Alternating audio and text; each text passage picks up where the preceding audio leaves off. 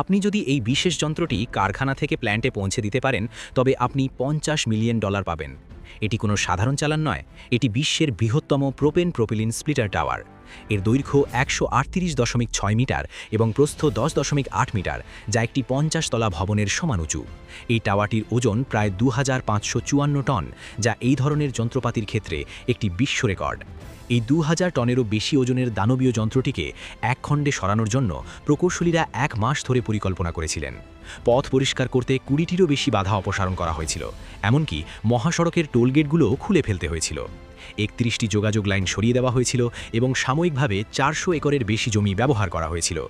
Doc থেকে স্থাপনার স্থান পর্যন্ত দূরত্ব ছিল মাত্র 6.8 কিলোমিটার, কিন্তু এইটুকু পথ যেতে সময় লেগেছিল দীর্ঘ 34 ঘন্টা।